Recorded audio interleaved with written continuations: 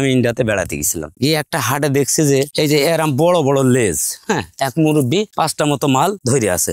আমি বলছি চাচা এগুলো তো ভেড়ার মতো দেখ, কিন্তু এগুলো কি জিনিস? বলছি বাপ এগুলো হচ্ছে গাড়ল। আমার মাথায় তখন পরিকল্পনা যে আমি এই জিনিসটা পাইলবো।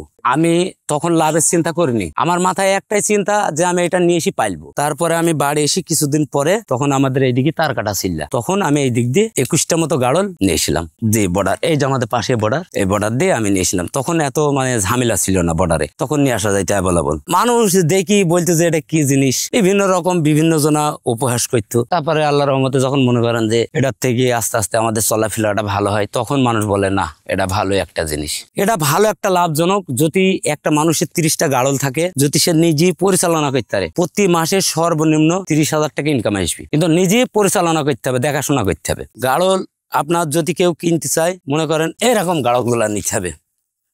এইরকম গাড়ল গুলা নিলে আপনার লাভ হবে। গালি দেয় কারা? যারা নিয়ে গিয়ে পালতে পারে না তারা। আমাদের একটাই কথা, যদি আমাদের লাভই না হবে তাহলে আমরা এতটা জিনিস কিভাবে পালছি? আমরা লোক খাটাইছি, যদি লাভ না হবে আমরা পালতে পারছি। কিন্তু আপনার এমন এমন ভদ্র লোকরা আছে, তারা কিনে নিয়ে যাইছে, লোক রাখছে, রাখার পর মনে করেন যে পরিচালনা ভালো হয়েছে না, চিকিৎসা পাতি ভালো নাই, মনে করেন দেখাশোনার লোক ভালো নাই, সেই কারণে তারা খামার মার খেয়ে যাইছে। গাড়ল যদি কেউ লালন পালন করে, আশা করি তার ভাগ্য চাকা খুলে যাবে। টাকা দিয়ে ভালো জিনিস কিনতে হবে, লাভের মুখ দেখা যাবে। এটা একটা লাভজনক চাষ, এই কারণে আমরা এই চাষটা করছি। লাভ মনে করেন যে এটা চরণভূমিতে খেয়ে এদের হয়ে যায়, বাড়তি কোনো খাবার লাগে না। এই যে মনে করেন আমরা এই চরণভূমি গুলা রেখে খাওয়াচ্ছি, এদের এই জন্যই লাভজনক। এগুলা খুবই বাড়ে। এগুলা আপনার ওই যে ছাগলের ছাড়া গাড়লের বাচ্চা মনে করেন দ্রুত বাড়ে। এই যে একটা দেখেন, আপনাকে দেখাই, 4 মাসের বাচ্চা কত বড়। ছাগলের বাচ্চা তার এত বড় হবে না। এই যে 4 মাসে একটা বাচ্চা, এই বাচ্চাটা মনে করেন 4 মাস, কিন্তু 4 মাসে তো ছাগলের বাচ্চা এত বড় হবে না। এটা চিনা হয়েছে আপনার লেজে, লেজ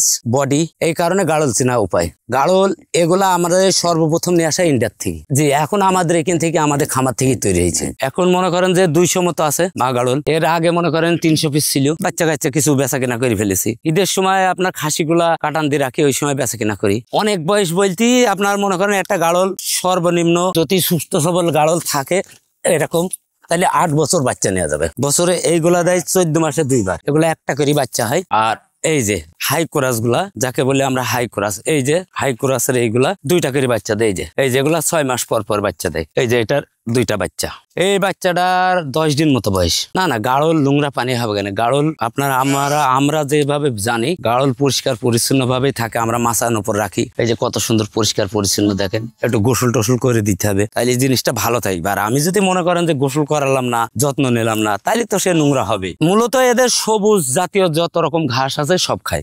না কচু খায় না, কচুটা খায় না, তাছাড়া এরা সবই খায়। চরণে এই যে মনে করেন মাঠ ঘাট যায়, একটা ডুপুড়ি মুড়ি আছে এইগুলা। আর কিছুদিন পরে মনে করেন যখন এই ধান কাটা হয়ে যাবে, যে মাঠে প্রচুর ধান, তখন মনে করেন যে মাঠ ওই ধানের ভুঁইগুলা রাখবো। আর এখন মনে করেন একটু মাঠের সংকট, খড় ভুসি দিয়ে রাখছি। না ভালোই আমার এলাকায় মোটামুটি এখন আমাদের দেখা দেখি অনেক খামার হয়েছে ছোট বড়। আমার এলাকায় আমরাই প্রথম। আমরা 2004 সালে নিয়েছিলাম। মূলত আমি চায়ের দোকানদার ছিলাম, চায়ের দোকানের পাশাপাশি এইগুলা তৈরি করা। আমাদের উদ্দেশ্য হলো নতুন করে খামার তৈরি করার জন্য আসছি। আমরা অনলাইনে এখানে দেখে আসছি যে 2টা খামারে গেছিলাম, একটা খামার থেকে 20টা ক্রয় করছি, আর এখান থেকে আমরা 10টা ক্রয় হয়ে গেছে। আমরা নতুন উদ্যোক্তা হিসেবে আমরা চাইতেছি যে আমরা প্রতিষ্ঠিত স্বাবলম্বী হব। গাড়লটা বেছে নিলাম অনলাইনে, যেহেতু দেখি আমাদের অঞ্চলে কিন্তু প্রচুর পরিমাণে ঘাস, আমাদের কিন্তু চর অঞ্চল সাইড, সেই কারণে আমরা মনে হয় স্বাবলম্বী হব।